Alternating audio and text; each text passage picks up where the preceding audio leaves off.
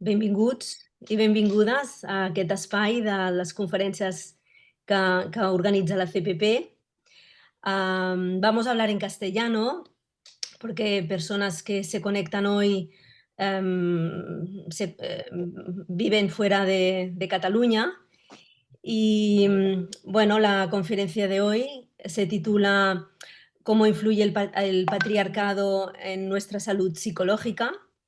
Os voy a presentar a Araceli Bahillo.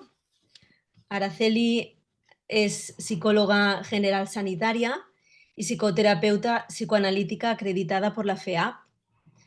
Es miembro del Consejo Directivo de la CPP y tiene amplia formación en diversidad sexoafectiva y de género y psicoterapia feminista en diferentes entidades. Es cofundadora del Centro Psicológico Reinicia en Tarragona, dirección psicológica y además es psicoterapeuta del mismo. Ella desarrolla, desarrolla trabajo psicoterapéutico en adultos, en adolescentes y con familias. Es componente del turno de intervención profesional SAI del COP, del Colegio de Psicólogos de Barcelona, y coordinadora del grupo de trabajo de diversidad sexoafectiva y de género en Tarragona. Es formadora en materias de psicoterapia psicoanalítica relacional, psicoterapia feminista y diversidad en sexualidades y géneros en diferentes entidades. Es supervisora de casos clínicos, acreditada por el Colegio Oficial de Psicólogos de Cataluña y la CPP. Muchas gracias, Araceli, por compartir tu trabajo y tus reflexiones con nosotros hoy. Dejo que Gracias. Sí. Gracias por la presentación y por estar. Gracias también a Noemí, que nos irá ayudando también a poder gestionar el espacio. Y bueno, y a todas las personas que estáis asistiendo de forma virtual, que por una parte qué bien que tengamos esta ayuda tecnológica para podernos conectar. Yo, por ejemplo, pues no vivo en la ciudad de Barcelona, sino que vivo en Tarragona y me es complicado trasladarme, pues por lo menos en el día de hoy, para poder dar esta conferencia. Pero por otra parte, la verdad es que perdemos mucho, ¿eh? La verdad que la presencialidad es importante y el poder vernos y estar presentes, desde luego que lo es. Bueno, os agradezco mucho a las personas que tenéis la cámara conectada, porque desde luego ver ahí a otras personas pues siempre ayuda. Y bueno, pues vamos hoy con un tema que me parece como muy importante, ¿no? Poderlo traer a este espacio, que lo podamos reflexionar conjuntamente, ¿no? Me parece importante porque en mi experiencia psicoterapéutica, no sé la vuestra, luego en el coloquio lo compartimos, los malestares de las personas que vienen a psicoterapia tienen un origen psicosocial, ¿eh? Porque está como muy relacionado con las condiciones de vida y con las experiencias traumáticas que la persona ha vivido a lo largo de su historia de vida, ¿no?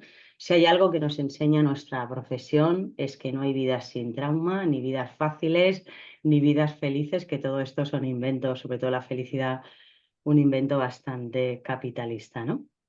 Entonces, estas condiciones de vida que condicionan el sufrimiento psicológico de las personas, como decíamos, están directamente relacionadas con los sistemas de poder, entre ellos el sistema patriarcal.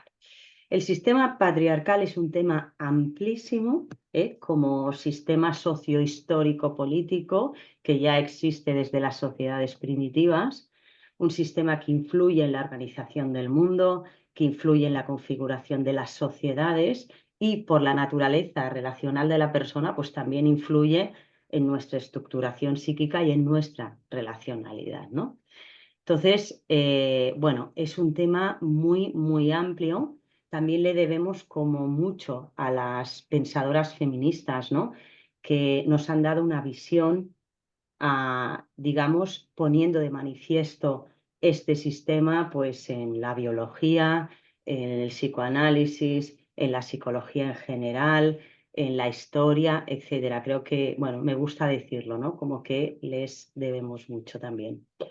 Bueno, yo voy a hablar, es un tema, como digo, amplísimo, yo voy a hablar de aspectos concretos, ¿no? De 4 puntos en concreto. Primero, voy a definir de qué hablamos cuando hablamos de patriarcado. Voy a hacer una definición accesible, por consiguiente, reduccionista del tema.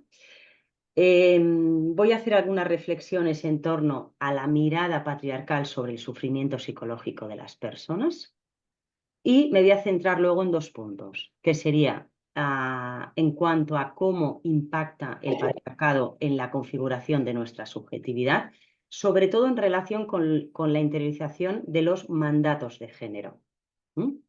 Y lo que tiene que ver con lo que llamamos en psicoanálisis relacional el conocimiento relacional implícito, ¿no?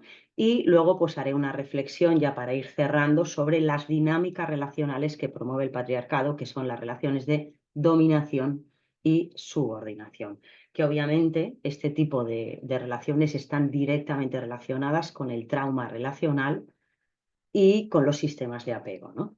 Que el apego seguro precisamente no es lo que promueve nuestro sistema, ¿no? Sino otros apegos, como vamos a ver. Bueno, esto es un poco lo que yo he pensado y luego, pues si sobrevivimos a ello, pues hacemos un coloquio, ¿eh? Y podemos compartir conjuntamente pues las impresiones que tengamos, las experiencias. Obviamente, yo voy a hacer una aproximación a estas reflexiones, me dejaré muchas cosas fuera, lógicamente, porque yo pretendo estar máximo 1 hora, ¿eh? Que sobre las 9 pues podamos hacer un coloquio y poder pensar conjuntamente, que suele ser lo más interesante de los encuentros, ¿no? El coloquio y la puesta en común. Bueno, podríamos definir el patriarcado como un sistema sociopolítico que estructura y organiza la sociedad de manera desigual. Ubica a las personas en posición de dominación o de subordinación en función del lugar que ocupan en el sistema sexo-género. En esta distribución desigual hay un privilegio y una dominación de lo masculino sobre lo femenino.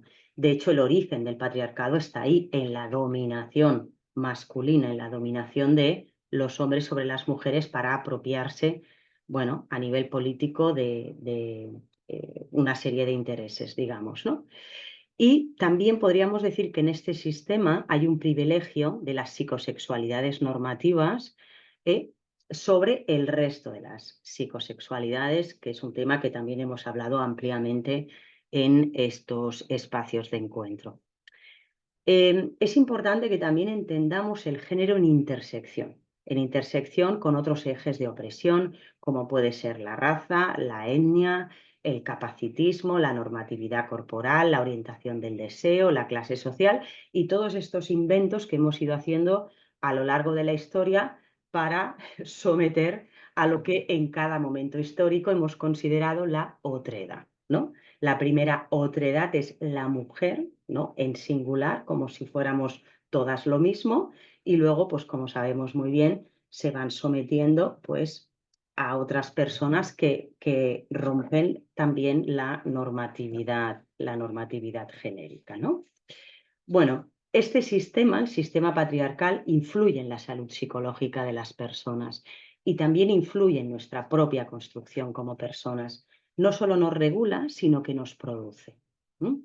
Influye en las dinámicas relacionales que establecemos con los demás, en nuestros sufrimientos y en nuestras sintomatologías. Es decir, influye en todas las personas independientemente de nuestro sexo biológico. Podríamos decir que desde la mirada patriarcal, en cuanto a la comprensión del sufrimiento y la salud psicológica, en nuestra cultura lo que hacemos es etiquetar los sufrimientos como salud mental. Pero esta etiquetación, que es el término salud mental es bastante patriarcal, lo utilizamos muchísimo y probablemente es el término que más se utiliza para referirnos a lo que sería la salud psicológica, pero estos sufrimientos están disociados de la emoción, disociados del cuerpo, de la biología y del contexto. La mirada patriarcal disocia. Este es un aspecto muy importante. Entonces, sería esta disociación implica desconectar el sufrimiento de las desigualdades que vivimos las personas, y vivimos muchas desigualdades en nuestra sociedad. Esta desconexión también va a implicar desconectar el sufrimiento de las violencias y de los diferentes ejes de opresión que nos van atravesando, ¿no? Entonces, esta disociación, entre otros aspectos, podríamos decir que lo que trae consigo es la individualización del sufrimiento, ¿no? Atribuimos a la persona, al final, toda responsabilidad, fomentando una sensación de impotencia y de resignación enorme, ¿no? Además, si pensamos el patriarcado en intersección con el capitalismo, con el neoliberalismo, donde tenemos todas estas corrientes, y de hecho muchas corrientes psicológicas que lo fomentan, de hecho, ¿cuáles son los argumentarios psicológicos que más relevancia tienen en nuestra sociedad? Los que son aliados al poder, siempre. Es lo que, bueno, pues lo que se va a ensalzar de alguna manera. Pues desde esos lugares lo que se hace es colocar todo en la persona, ¿no? La persona lo puede todo, o la persona es la responsable de su felicidad absoluta, como si las personas no tuviéramos un contexto y unas desigualdades que atravesaran nuestra vida, ¿no? Por otro lado, otra de las consecuencias que tiene esta disociación, que tiene que ver con la mirada patriarcal sobre el sufrimiento humano, tiene que estar relacionada con el exceso de la medicalización de problemas que en realidad son psicosociales, ¿no? Entonces, ¿qué hacen los psicofármacos? Que obviamente, pues cuando son necesarios, ¿no? Pero hay un exceso de sobremedicación, ¿no? Lo que hacen los psicofármacos básicamente es anestesiar y adormecer el síntoma, pero no transforman, ¿no? Por ejemplo, imaginemos que a la consulta pues, nos viene una mujer deprimida, pues por las dobles cargas de trabajo que tiene, ¿no? Por una parte trabaja de manera remunerada, y por otra parte trabaja con todo el tema de los cuidados que tiene que ver digamos, en el ámbito familiar, ¿no? Claro, desde esta mirada individualista y desde esta mirada patriarcal, pues lo que vamos a hacer es colocar en ella el malestar, en el sentido de, bueno, darle un antidepresivo, medicarla, pero no vamos a poder, digamos, no vamos a establecer políticas que puedan cambiar ese contexto y esas condiciones de vida de la persona. O quizá no vamos a hacer una intervención psicológica donde vayamos a desarrollar, como luego veremos, la vayamos a colocar a la paciente como sujeto político y vayamos a ayudarla a desarrollar una mirada crítica y su capacidad de agencia, por ejemplo, ¿no? Por decirlo de alguna forma.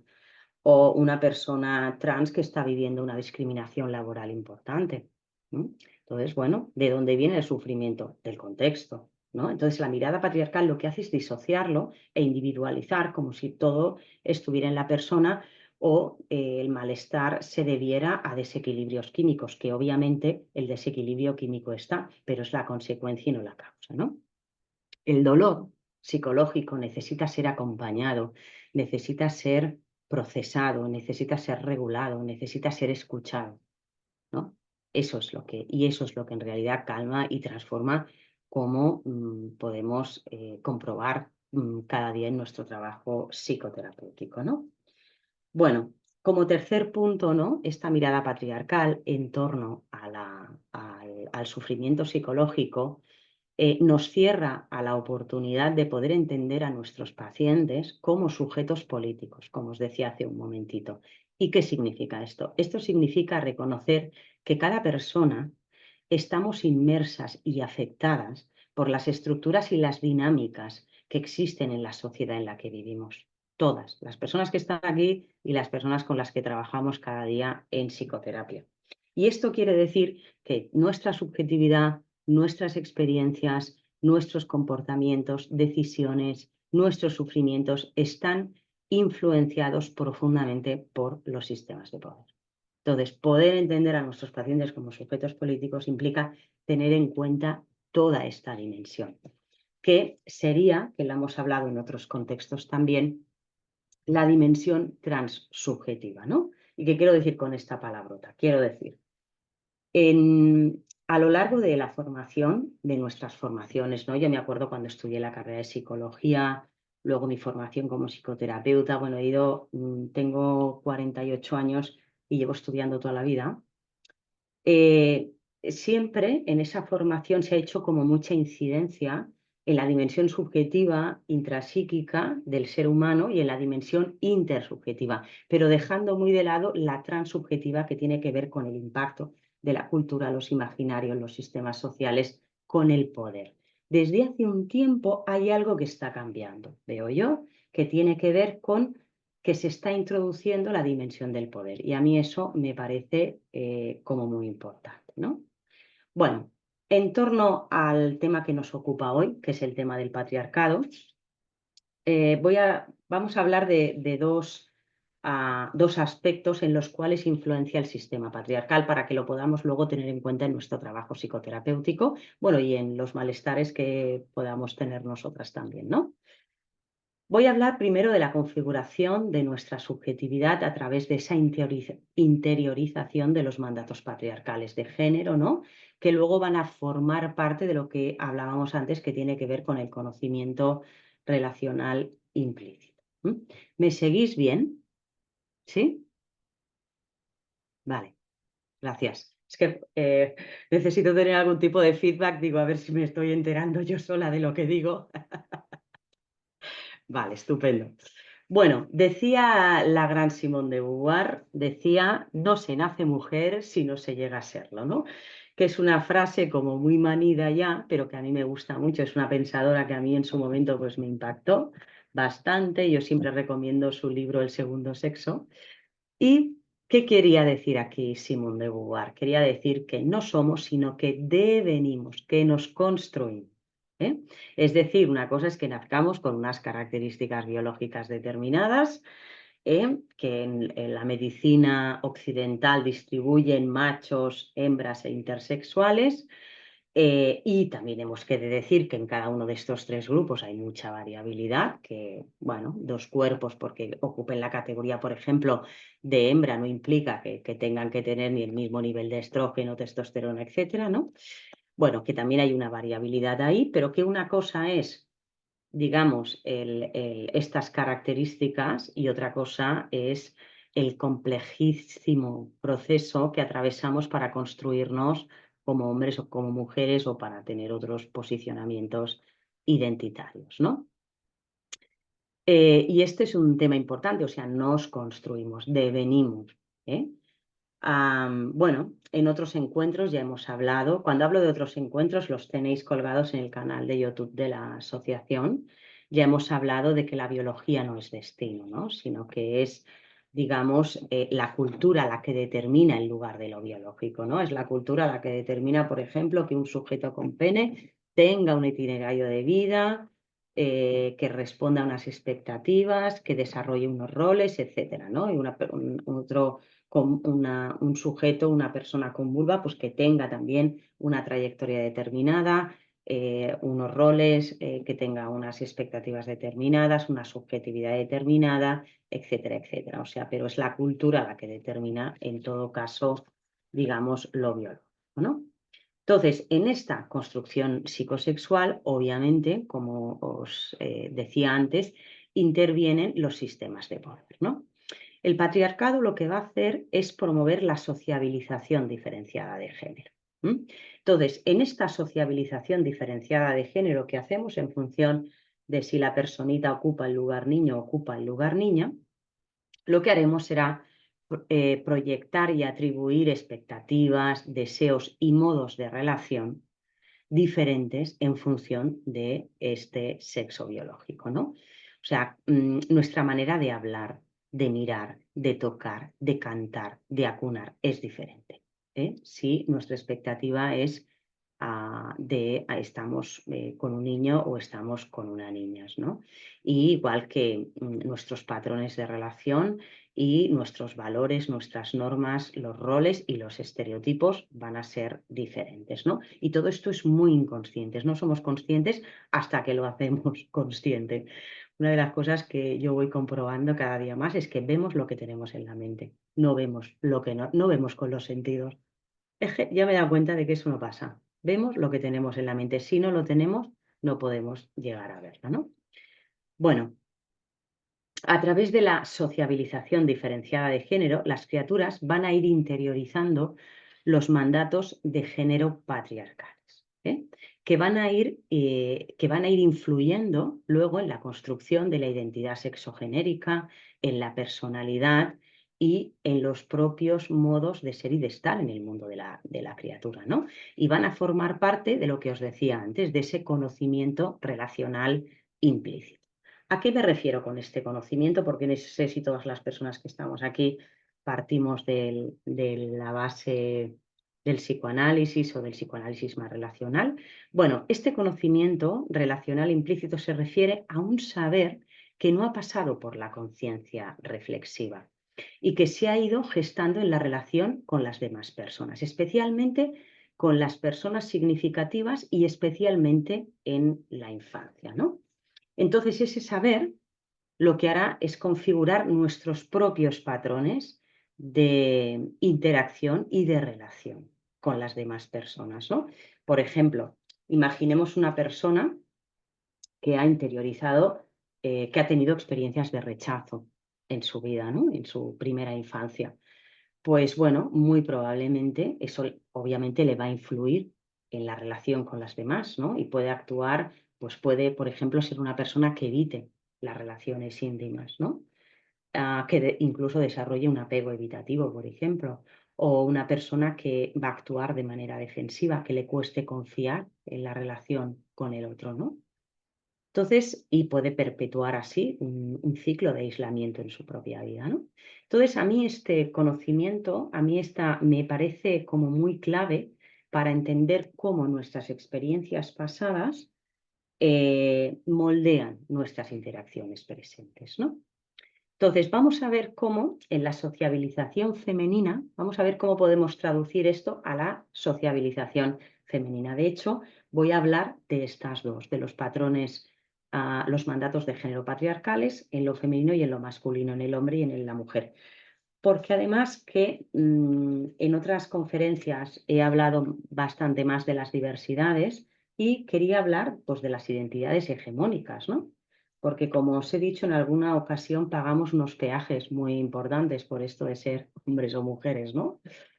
Entonces, bueno, en cuanto a la sociabilización femenina patriarcal, que va a promover la interiorización de estos mandatos de género que luego formarán parte de este conocimiento relacional implícito, podríamos decir que lo que se promueve en las personas sociabilizadas en femenino, que suelen ser en nuestra sociedad las que hemos nacido con vulva, se promueve la identidad relacional.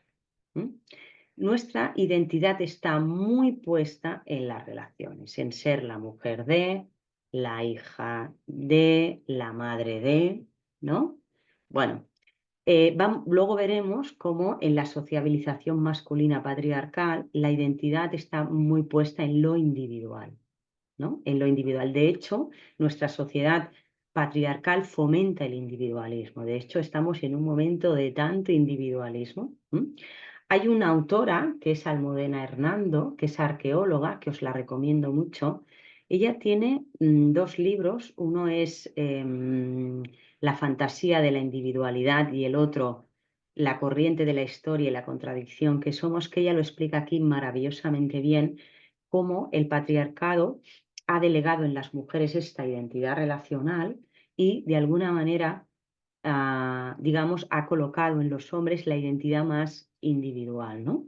Que en realidad la identidad individual la podemos tener o no, pero la identidad que necesitamos sobre todo para nuestra supervivencia es la relacional.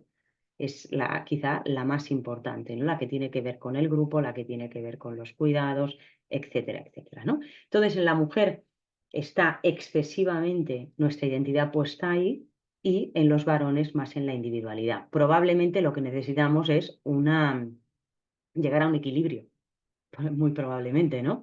Tanto necesitamos atender nuestra identidad relacional como también tener una identidad individual, ¿no? Bueno, la sociabilización femenina está muy puesta en el ser para otros, ¿no? Muchas veces anulando el propio deseo. De hecho, yo en terapia trabajo mucho el que muchas mujeres tienen mucha dificultad para poder escuchar su propio deseo, ¿no?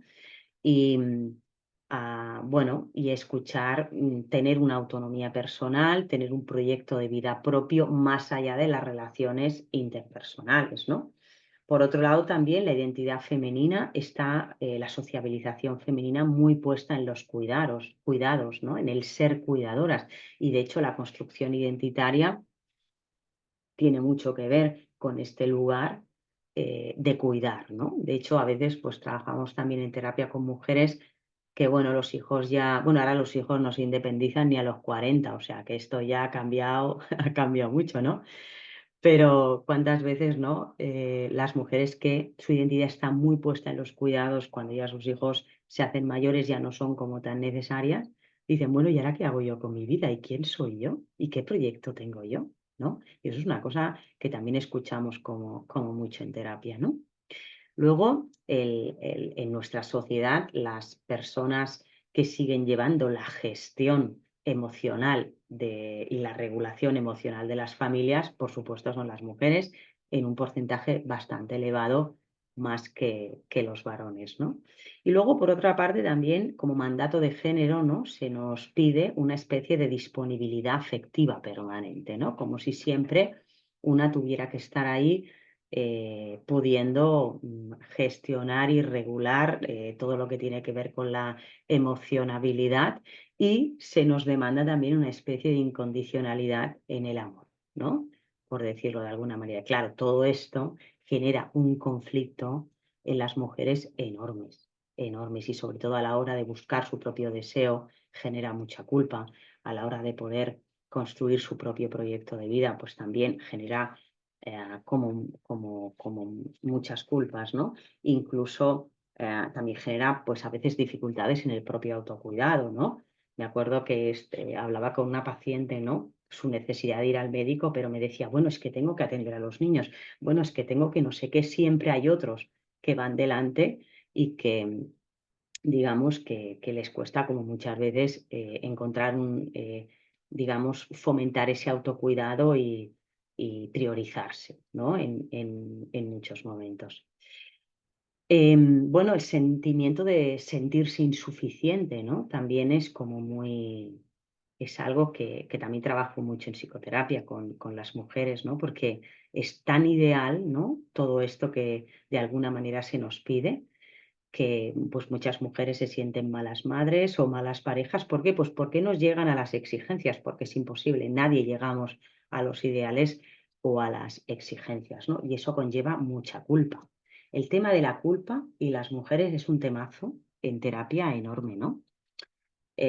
Muchas pacientes me dicen, quiero hacer esto pero sin sentirme culpable. Y yo les digo, bueno, pues hazlo con culpa. Siéntete culpable y verás como poco a poco la culpa va disminuyendo. Pero inicialmente tenemos que romper con eso, ¿no? Cuando no se sienten legitimadas pues para priorizarse pues por delante de, por ejemplo, del resto de los miembros de la familia. Estamos hablando de esto, ¿no? Otra dificultad que trae para las mujeres sociabilizadas en la feminidad patriarcal tiene que ver con las dificultades para manejarse en lo público, ¿no? Porque no todas las mujeres, hay muchas mujeres que se sienten impostoras y que se sienten como que no están legitimadas a poder ocupar ese espacio, ¿no? Y otra dificultad que podríamos encontrar en las mujeres sociabilizadas en un feminismo patriarcal tiene que ver con la dificultad, por ejemplo, para identificar la rabia, para expresarla y para poder expresar la agresividad, ¿no? O sea, porque enseguida qué etiqueta se nos coloca cuando expresamos la agresividad a las mujeres, ¿no? De histérica para arriba, ¿eh? Entonces hay mucha dificultad ahí, ¿no? Eso no significa que, evidentemente, la agresividad es algo que sentimos todos los seres humanos, no es una emoción humana, por decirlo de alguna forma, necesaria totalmente. Y bueno, lo suyo es poderla regular y canalizar para que no derive en violencia, ¿no? Pero bueno, ¿qué hacen las mujeres con la agresividad? Eso es algo que nos tendríamos que preguntar, porque nuestra sociedad no nos permite expresarla y por consiguiente tomar conciencia de ella y regularla, ¿no? Y ya sabemos que cuando no la expresamos muchas veces lo que hacemos es proyectarla también contra nosotras mismas, ¿no? Y luego, por otra parte, dentro de la sociabilización femenina patriarcal, se nos insta, ¿no? Y se nos educa en una sexualidad que es ambivalente y contradictoria, totalmente, ¿no? Es decir, por una parte, en una desinhibición, pero tienen que haber límites aquí, ¿no? O sea, nos movemos aquí o sea, por una parte, bueno, tienes que ser un ser sexual y tienes que escuchar tu deseo, pero por otra parte, cuidado, con límites, ¿no? Porque si no ya sabemos qué lugar vamos a ocupar en nuestra sociedad. Hace poco leía un artículo, no me acuerdo ahora, me sabe mal, pero no me acuerdo ahora quién era la autora, que hablaba de los insultos principales que se dan en el patio de un colegio. Y se dan 4 principalmente. Y el primero es la puta. Todavía la puta sigue teniendo mucha relevancia. La puta, el maricón, gordo o gorda y retrasado o retrasada mental. Esos son los 4 insultos que principalmente se dan en el patio de un colegio, que creo que son como muy interesantes y que nos pueden ayudar a entender mucho cómo va nuestra sociedad. O sea, creo que pueden ser como muy relevantes.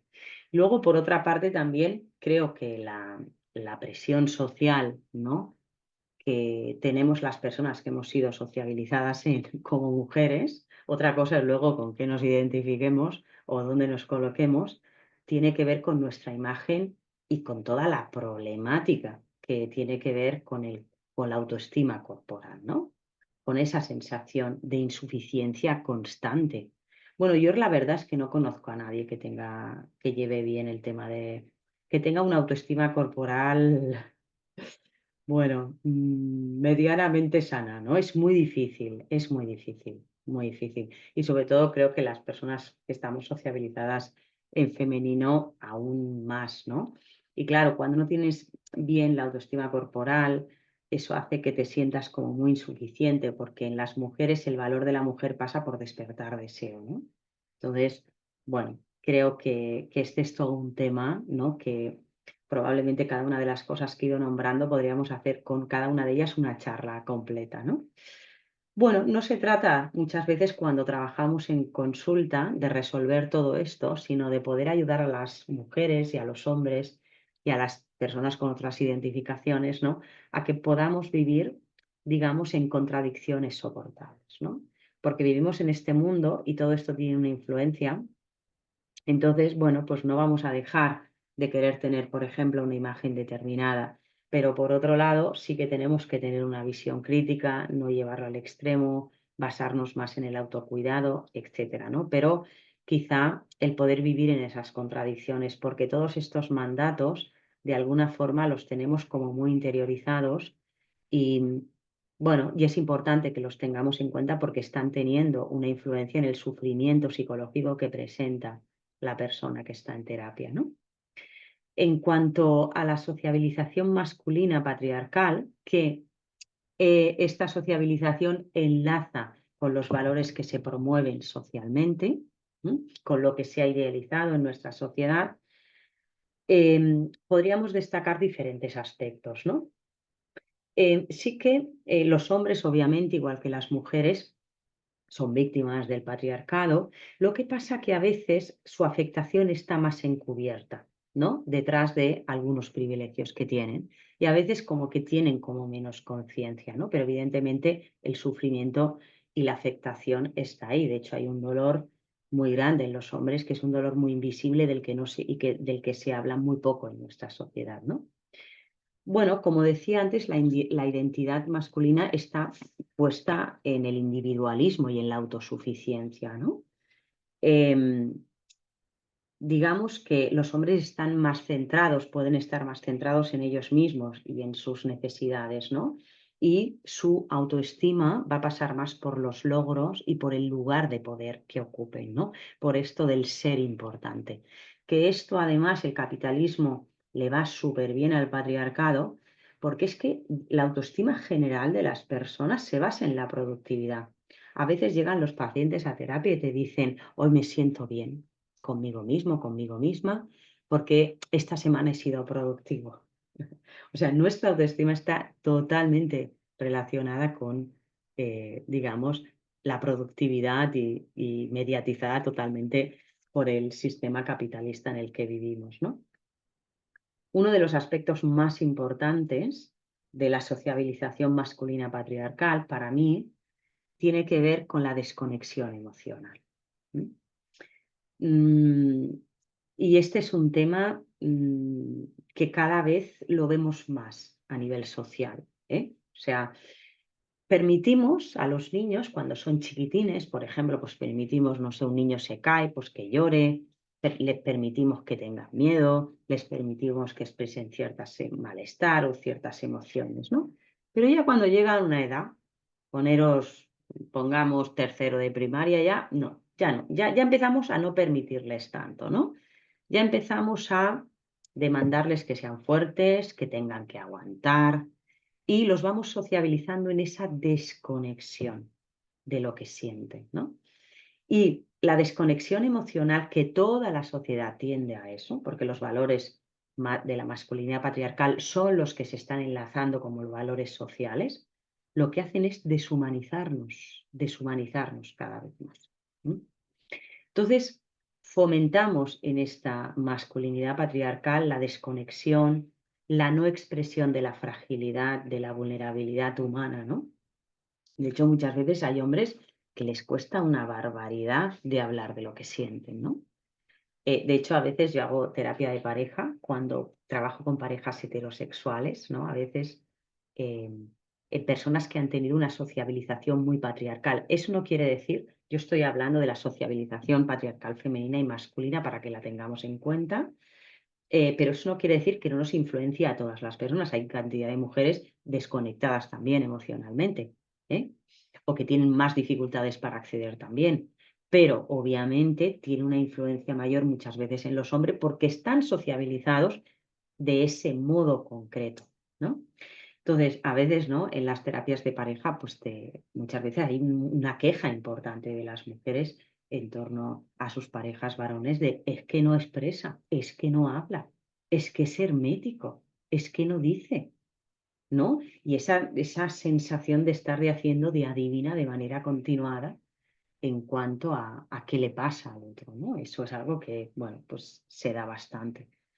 Claro, sabemos, ¿no? Las personas que nos dedicamos a la psicoterapia sabemos la importancia que tiene poner palabras a lo que sentimos, el podernos regular emocionalmente. Todo eso está directamente relacionado con nuestro bienestar psicológico. Es imposible estar bien desconectados de las emociones, pero es que la sociedad nos lleva a eso, a que nada nos importe, a que todo nos resbale, ¿no? Cada vez nos va como desconectando y deshumanizando más, ¿no? Por otro lado, la sociabilización masculina patriarcal lleva a los hombres digamos, a ser seres racionales y lógicos, no seres emocionales, ¿no? De hecho, en la tradición patriarcal, la persona que encarna lo emocional es la mujer, ¿eh? La otredad, la otra, digamos, el lugar de la otredad es donde está, digamos, lo emocional, no el lugar lógico y de la razón, es el lugar de lo masculino, ¿no? Y eso lleva a muchos hombres a sentir que viven divididos, ¿no? Que viven como disociados, por decirlo. Hay una autora que tiene un libro fantástico que os lo recomiendo, que es, lo tengo por aquí, Bell Hooks, en su libro El deseo de cambiar, como subtítulo tiene Hombres, masculinidad y amor. Os lo recomiendo mucho porque lo explica maravillosamente bien, ¿no? Toda esta sociabilización y la influencia que tiene en el malestar psicológico de los hombres. Hay otra autora que os la he hablado en alguna charla, en alguno de estos espacios, que es Elizabeth Badinter, en su libro Identidad masculina también os lo recomiendo bastante, ¿no? Donde ella explica ahí cómo ser hombre consiste en no tener nada de mujer, en no ser maricón y en no ser un niño, es decir, en estar desconectado de las emociones, ¿no? Claro, muchas veces también lo que pasa es que si hay personas que dicen, bueno, es que si no sociabilizo así a la criatura, pues luego va a ser vulnerable o en el cole le van a hacer bullying o le van a tachar de maricón, ¿no? Es que hay mucha presión social para que los niños muestren este tipo de masculinidades, ¿no? Y eso también lo tenemos que tener como muy en cuenta. Luego también toda esta falta de recursos emocionales, este analfabetismo emocional, digamos, en el que instruimos a las personas en esta masculinidad patriarcal, la falta de recursos lleva a resolver los conflictos a través de la violencia, ¿no? Y si a esto le juntamos que la hombría depende de la agresividad, es decir, el machote, el macho, ¿no? Depende de lo que muestre, de la agresividad que pueda llegar a mostrar, pues claro, todo esto es un caldo de cultivo, evidentemente, para poder, ah, digamos, canalizar los conflictos a través de la violencia. De hecho, las guerras tienen muchísimo que ver con esto. Ahora que, bueno, todos los días estamos viendo pues todas las desgracias que trae, digamos, la violencia, ¿no? Por otra parte, también es importante destacar que los hombres se suicidan más, ¿no? Precisamente por todo esto. La estadística de suicidios en los hombres es mayor y se matan más entre ellos. Obviamente matan a las mujeres, pero también se matan más. El porcentaje de hombres que matan a hombres es mayor que el porcentaje de hombres que matan a mujeres, que evidentemente no hay que matar a nadie. Pero quiero decir que los hombres se matan más entre ellos y se suicidan más. Y todo esto tiene mucho que ver con lo que estamos hablando. ¿Mm? Claro, en el momento en que uno no tiene recursos para regularse, que no puede hacer algo con lo que siente, que se siente dividido, que está como aislado de esa emocionabilidad, ¿no? Que no puede sostener como su vulnerabilidad, si no nos enseñan a ellos, pues podemos tener, mm, digamos, ¿cómo sería? Como mucha más tendencia a, bueno, pues a enfermar o a desear pues no vivir, precisamente porque la vida se nos puede hacer como muy insoportable, ¿no? En ese sentido, a las mujeres, a las personas que hemos sido sociabilizadas como mujeres o las que ocupamos ese lugar social, digamos, se nos permite más expresar las emociones, se nos permite más hablar de lo que sentimos, ¿no? Y eso, evidentemente, es importante. Y luego hay una especie de aislamiento. Todo esto que estoy comentando de la sociabilización masculina patriarcal lleva a los hombres a un aislamiento silencioso. ¿M? Porque hay un dolor ahí muy grande que lo viven desde el aislamiento, ¿no? Luego, otro punto que me parece importante de la masculinidad patriarcal tendría que ver con el demostrar. Porque en el fondo la masculinidad es como una especie de título, ¿no? Entonces, ¿qué quiero decir, no? El ser macho es una cosa que se tiene que estar demostrando de manera continuada, ¿no? Además que la identidad masculina se refuerza en grupo. ¿M? De hecho, por ejemplo, las violaciones grupales tienen mucho que ver con esto, ¿eh? O el bullying es una manera. Por ejemplo, pues a veces cuando un determinado grupo de chicos, ¿no? Pues le pega una paliza, por ejemplo, a un chico homosexual, ¿no? Es una manera de reafirmar la hombría, ¿no? Y es importante, o sea, ¿por qué? Pues porque se afianza en el grupo de iguales, ¿no? El, bueno, y cuando, por ejemplo, los adolescentes, ¿no? Que se masturban en grupo, ¿no? Bueno, también tiene que ver con esto, ¿no? A veces en el grupo de iguales sale esta parte tóxica y a veces nos pensamos que un hombre, por ejemplo, que puede violar grupalmente pues, a una mujer, o sea, aparecen en nuestro imaginario, ¿no? Como si fueran monstruos. No, no, no, no, son hombres normales y corrientes, ¿eh? O sea, y esto es muy importante que lo podamos entender, que la sociedad lo está fomentando, la sociedad fomenta todo esto, ¿no? Y a veces pensamos, fomenta la deshumanización, o sea, fomenta la desconexión emocional, o sea, porque ¿qué nos hace falta para poder hacer eso? Objetivar al otro, deshumanizarlo, vivirlo como un objeto, ¿no? Y todo eso lo promueve la masculinidad patriarcal. Entonces, muchas veces también lo que ocurre es que al demostrar en grupo la masculinidad, las personas que tienen un nivel mayor de aceptación son los que hacen las peores cosas, ¿eh?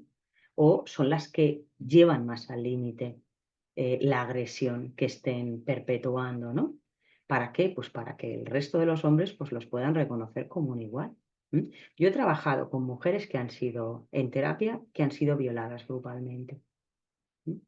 Y con chicos homosexuales también que han sido agredidos grupalmente, ¿no? O sea, el tema de las violencias, o sea, yo creo que es uno de los principales motivos de consulta, son las violencias y las consecuencias del trauma que conllevan, ¿no?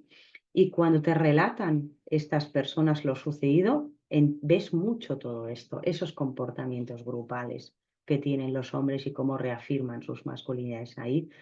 Y digamos, ¿no? Entonces, a mí, junto con otros aspectos que se puedan juntar de psicopatológicos de la persona, ¿no? Pero creo que la masculinidad tóxica tiene muchísimo que ver con todo esto, ¿no? Por otra parte, igual que desde la sociabilización femenina patriarcal se nos insta a dominar el lugar de lo privado, desde la sociabilización masculina patriarcal se insta a los hombres a dominar el lugar de lo público, ¿no?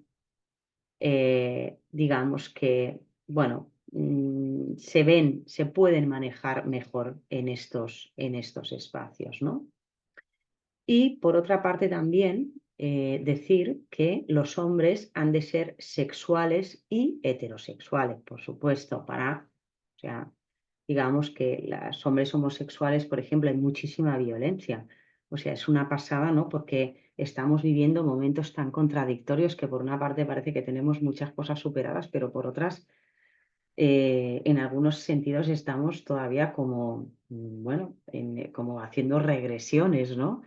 Y todavía cuesta, muchos hombres te lo dicen, dicen, yo estoy bien en según qué guetos, en según qué espacios de seguridad, dice, pero en otros lugares, bueno, la verdad que todavía hay como muchísima homofobia, ¿no? Entonces, bueno, han de ser sexuales y heterosexuales. Claro, ¿qué pasa? Que los hombres, desde sociabilizados desde este lugar, refuerzan su autoestima a través de tener sexo con otras mujeres, ¿no? Cuanto más sexo, más machotes, ¿no? Digamos. En cambio, una mujer, cuanto más sexo, ya sabemos qué lugar ocupa en el imaginario colectivo, ¿no?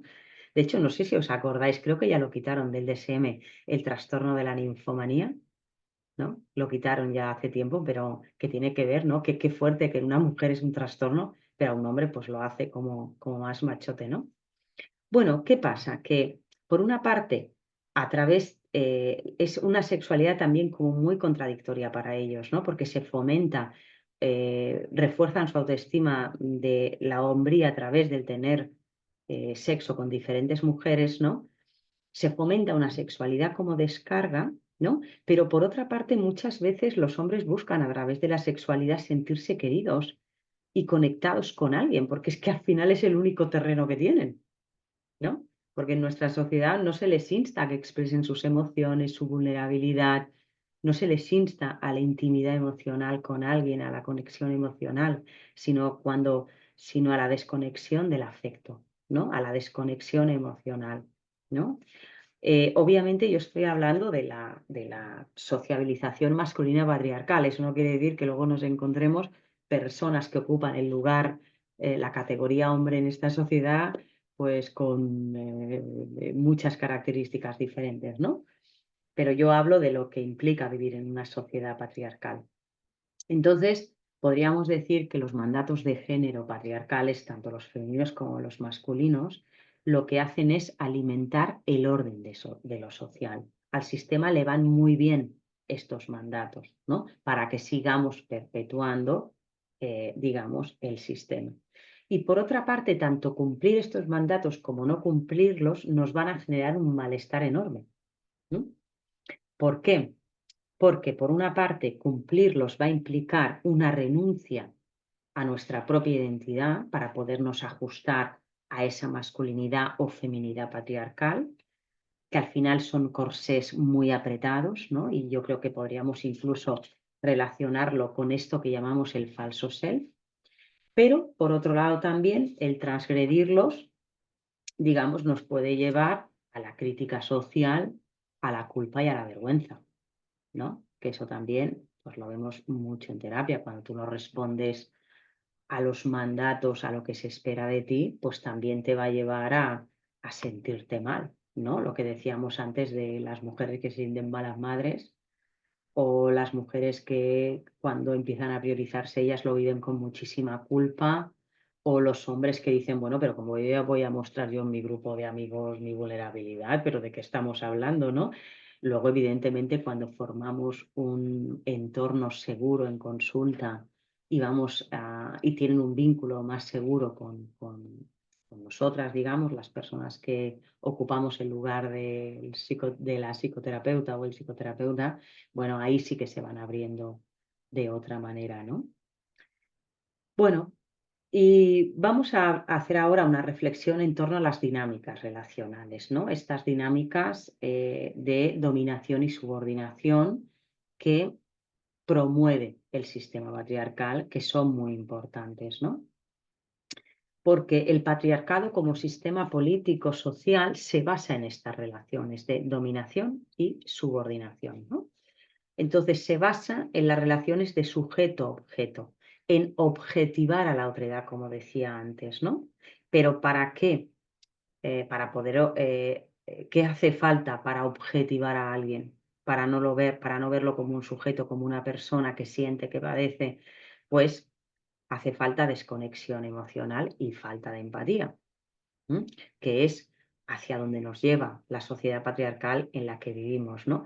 Entonces, estos son los valores, estos son los modelos de relación que, digamos, que se están promoviendo socialmente, ¿no? A todas las personas se nos enseña o a dominar o a ser dominadas, ¿no? Y esto se traduce en cualquier tipo de relación, digamos. Se establecen relaciones jerarquizadas y asimétricas en el poder, ¿no? Es decir, que este sistema al final lo que hace es promover normas y comportamientos que van a fomentar las violencias, ¿no? Yo, a lo largo el tiempo que llevo ejerciendo como psicoterapeuta, he trabajado con personas que han sido maltratadas en la infancia por su madre o por su padre, ¿no? Con mujeres que han sido maltratadas por sus parejas varones, con mujeres que han sido maltratadas por sus parejas mujeres, con padres y madres que se sienten también maltratados por sus hijos. O sea, quiero decir que es que la sociedad nos lleva a establecer ese tipo de relaciones de dominación, subordinación, que al final, como a veces lo he dicho en otros contextos, las familias son un nido de psicopatología y violencias, ¿eh? Porque primero, porque la parte más desajustada sale en las relaciones más íntimas de todo sujeto, pero luego estamos constituidos en este tipo de relacionalidad. No establecemos relaciones de reconocimiento mutuo, que es ahí donde tenemos que ir, ¿no? Entonces, de hecho, por ejemplo, pues bueno, todo lo que en nuestra sociedad, la violencia de género, ¿no? O sea, ¿cuántas violencias? Podríamos hablar de mucho de las violencias patriarcales, ¿no?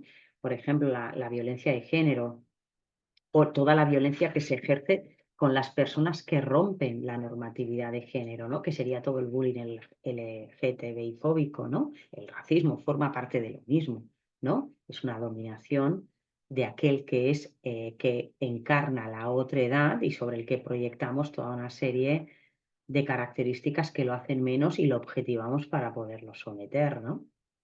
Entonces, podríamos decir que el patriarcado promueve entornos donde el trauma relacional se da con más frecuencia. ¿Mm? ¿A qué me refiero con el trauma relacional? El trauma relacional se refiere a las experiencias traumáticas que ocurren en el contexto de las relaciones interpersonales, ¿no? Como puede ser el maltrato físico, el maltrato psicológico, el abuso, la negligencia, etcétera, por parte de alguien significativo y cercano, ¿no? Sabemos perfectamente los que nos dedicamos a la psicoterapia que el trauma relacional puede tener efectos profundos y duraderos en la salud psicológica, y no solo psicológica, sino psicofísica, ¿no? Porque evidentemente hay toda una desregulación del sistema nervioso muy fuerte, ¿no? Y que las consecuencias abarcan todas las áreas de la persona, ¿no? Sobre todo cuando ha habido una exposición prolongada y repetitiva en el contexto de una relación significativa, entonces hablaríamos de trauma complejo, ¿no? que es un tema que yo he trabajado y trabajo mucho en psicoterapia, ¿no? Y sabemos que tiene un impacto, el trauma complejo, duradero y profundo en las personas, ¿no? Aquí hablaríamos desde la ansiedad y el estrés crónico hasta la depresión, a todos los problemas relacionados con la autoestima y la autoimagen tan dañada, las dificultades relacionales, los problemas de regulación emocional, los trastornos de personalidad, las adicciones, la desregulación del sueño, ¿no? La autólisis y otros sintomatología de la que podríamos hablar, ¿no? Entonces, una de las cosas que he ido viendo en el trabajo psicoterapéutico es muy importante trabajar, evidentemente, las experiencias traumáticas, que de hecho vivimos en una sociedad donde vamos cada día más al síntoma, a esto que llamamos el síntoma.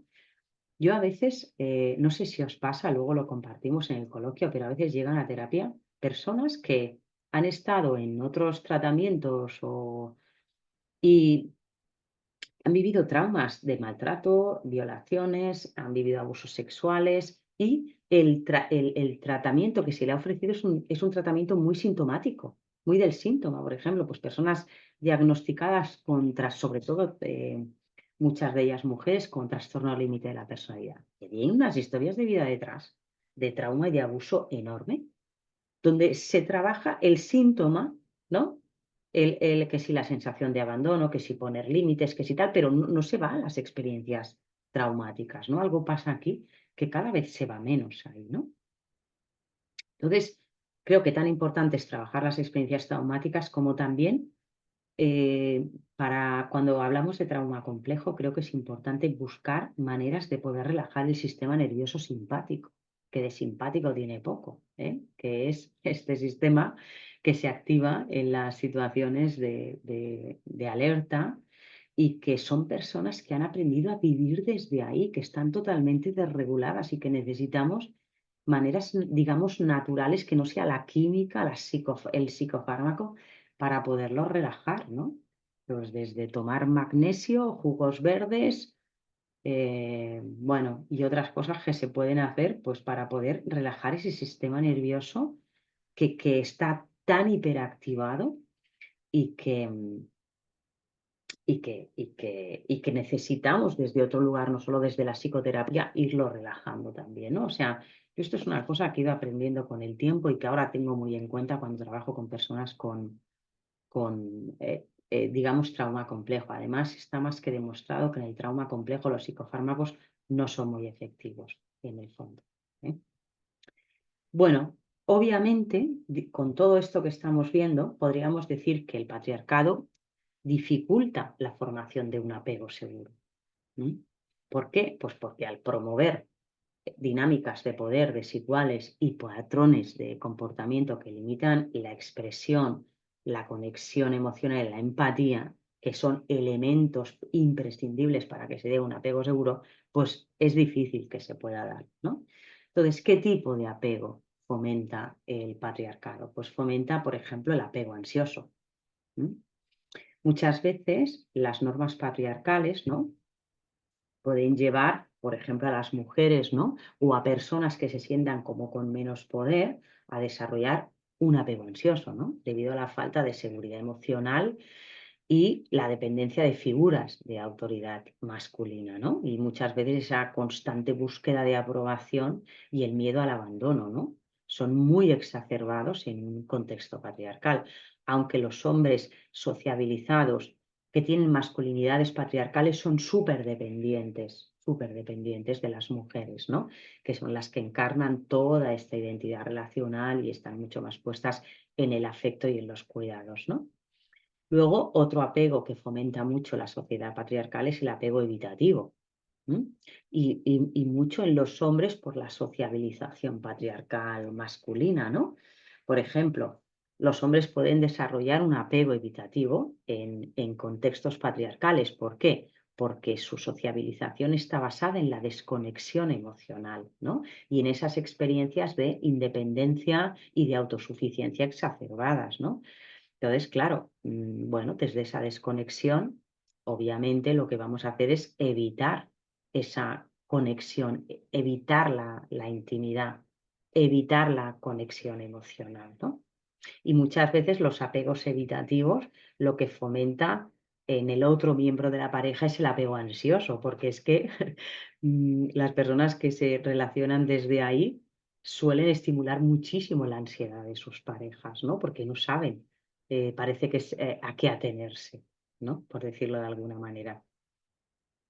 Y obviamente los contextos donde el trauma está muy presente van también a promover un apego desorganizado, ¿no? Por ejemplo, los entornos que son altamente abusivos o negligentes, digamos que son comunes en sociedades patriarcales intensas, pues van a llevar a este tipo de apego, ¿no? Que sabemos que se caracteriza por comportamientos contradictorios y desorientados en las relaciones, ¿no? Entonces, y comportamientos como confusos, perdón, muy relacionados con la inseguridad y con el miedo, ¿no?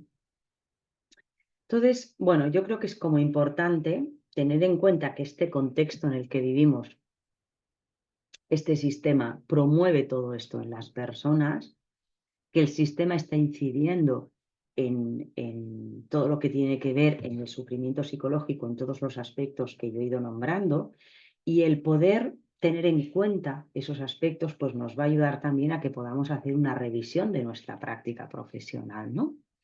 Es decir, porque como os decía antes, vemos y escuchamos lo que tenemos en la mente, ¿eh? Entonces, de aquí la importancia de lo que os decía antes de trabajar con nuestros pacientes desde la multidimensionalidad, no solo la subjetiva, la intersubjetiva, sino la transubjetiva, el impacto de la cultura en la subjetividad y en las relaciones interpersonales, ¿no? Entonces, ¿cómo preguntarnos cómo está impactando la sociabilización en esta persona, ¿no? En este hombre o en esta mujer? ¿Cómo nos impacta la heteronorma, por ejemplo, ¿no? Bueno, cómo nos impacta en los malestares y en la psicopatología que, por ejemplo, presenta la persona con la que estamos trabajando, ¿no? Y también, pues bueno, tener todo esto en cuenta, como os decía antes, nos va a ayudar a poder tener en cuenta a los pacientes como sujetos políticos, ¿no? Y por otro lado, también nos va a ayudar a que podamos revisar la relación que establecemos con nuestros pacientes, ¿no? Porque al final en toda relación hay poder. Y entonces hay prácticas de psicoterapia muy patriarcales, ¿no? A veces, ¿no? Venimos de una historia donde se ha impuesto mucho como la razón del profesional, digamos, y venimos de una historia donde se ha colocado al paciente como un sujeto pasivo, ¿no? Por decirlo de alguna manera, ¿no?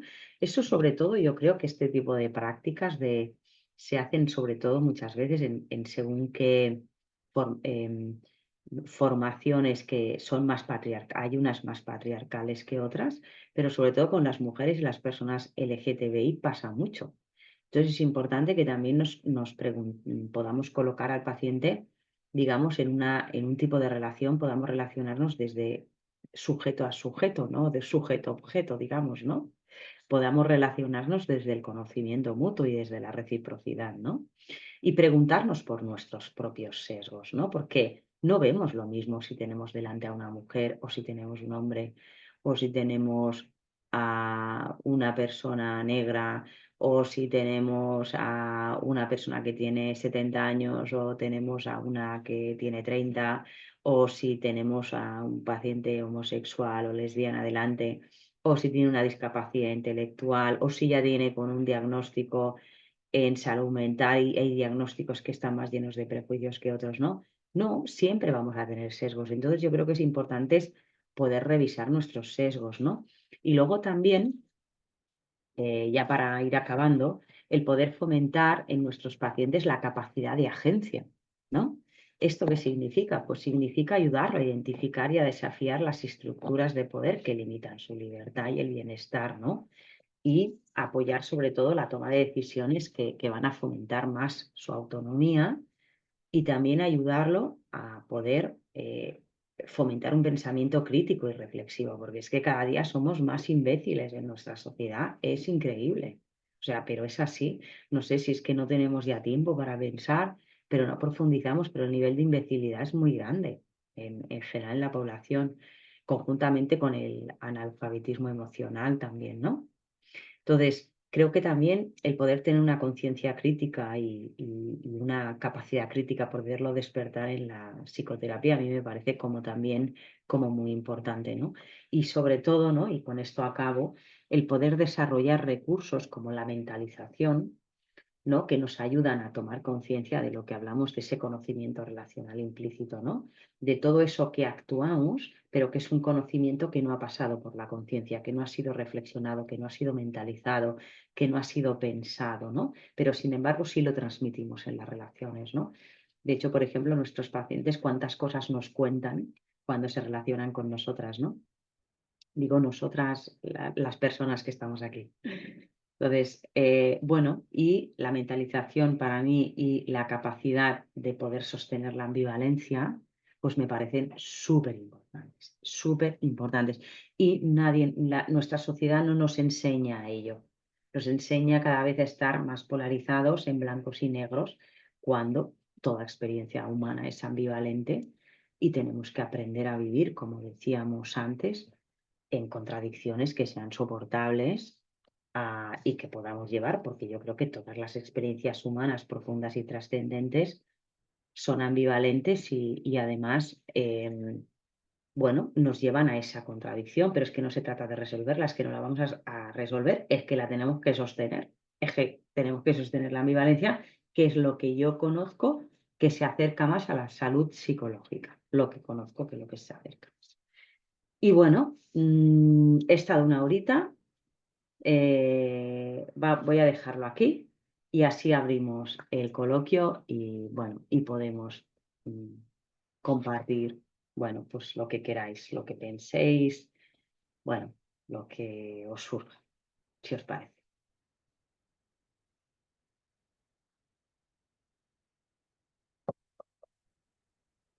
Os doy la paz. Buenas, Araceli. Soy Muy Xavi. buena.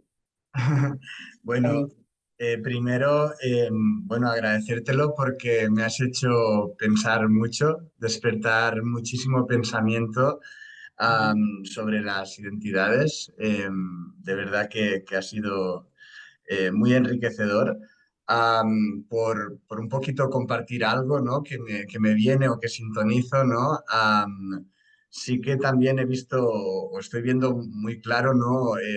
Lo que comentas de cómo en algunas mujeres bueno, o esta dificultad de que se anula el deseo, ¿no? O sea, de realmente, o sea, todo, soy como un poco robotizadas, ¿no? O sea, de todo lo que tengo que hacer bien, pero me olvido totalmente de qué necesito, de qué me gusta, de qué me apetece hacer, ¿no? O sea, es casi un, no redescubrimiento porque no lo ha habido, ¿no? De un primer descubrimiento, ¿no? Y me ha ayudado mucho a pensar.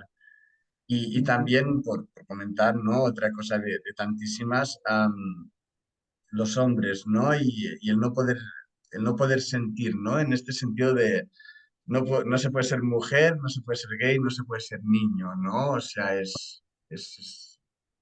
bueno, me ha hecho pensar mucho y bueno, estoy en general muy de acuerdo y sí, sí. Bueno, y quería un poco comentar eso, Muchas como iniciar gracias, el Xavi. debate. Muchas gracias, Xavi. Sí, es un tema que nos encontramos habitualmente muy, eh, una frecuencia importante, ¿no? Ujú. Elizabeth. Sí, bueno, como Xavi también me has hecho pensar mucho, has hecho reflexiones que a mí me han llevado incluso a pensar en el papel de la religión también, ¿no? Porque el patriarcado es un constructo social, político, pero muy ayudado por la religión históricamente. Quizá ahora quizá no se nota tanto, pero está en Almóidalos, ¿no? En la médula de los huesos, ¿no? Ujú, Me ha gustado también mucho el que nos has puesto muy en el diván, ¿no?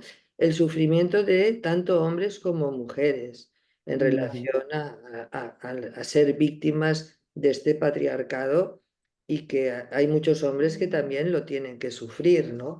Porque también tienen castrado su deseo como identidades de cómo quieren ser en el mundo, ¿no? También están muy marcados por todas unas obligaciones, ¿no? Y yo que ya tengo una edad, me doy cuenta, tanto en el diván como fuera, ¿no?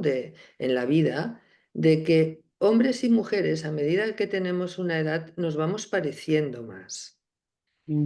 Veo hombres que consiguen, ya están jubilados y les encanta hacer de abuelos, cosa que se han perdido toda la posibilidad de poder estar con sus hijos y cuando se hacen mayores son unos abuelos muy cuidadores que se preocupan por la familia, por el hogar. Y luego mujeres que consiguen a determinadas edades también, pues hacer lo que no han podido hacer nunca, ¿no? Que es cuidar de sí mismas, estar con otras mujeres, viajar. Entonces, al final, veo que acaba con la edad, ¿no? Si las cosas van bien, ¿no? O si la terapia ayuda, nos vamos pareciendo y encontrando más los hombres y las mujeres porque, como tú decías, el patriarcado nos ha colocado en lugares tan extremos que es que hemos acabado a veces siendo enemigos, ¿no? Los unos de los otros. Bueno, me has hecho pensar mucho, ¿no? En todo lo que has contado. Sí. Agradezco mucho. Y sí que es verdad que quizá con la edad, en el mejor de los casos, nos vamos quitando ese corsé tan apretado, ese traje, ¿no? Y al final nos vamos expresando como seres humanos que somos, ¿no? Tan importante lo que tú decías ahora de los nietos, las relaciones humanas, qué importantes son, ¿no? Claro, lo suyo sería poder ir poco a poco, poder ir haciendo todo esto antes, ¿no? O sea, y yo muchas veces cuando trabajo a veces con padres y madres, que a veces solamente se lo cuestionan aquellos que sus criaturas reivindican otro lugar de género, protestan con la sociabilización de género que están teniendo, y siempre les digo que eduquen a sus criaturas como personas, no como niños y como niñas, como personas, que somos, que al final somos personas metidos en unos corsés enormes, ¿no? Y que es tan importante es la identidad relacional, los cuidados, las relaciones humanas, que no sobreviviríamos sin esta identidad relacional, sin una pertenencia al grupo, etcétera, etcétera.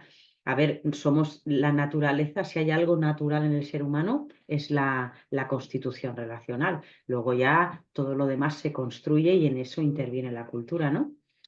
Pero qué importante es esto y también tener una identidad individual en el sentido, bueno, es algo muy ancestral en el ser humano, no quién soy yo. Entonces, bueno, sí, creo que es importante, sí, sí, sí. Gracias por los comentarios.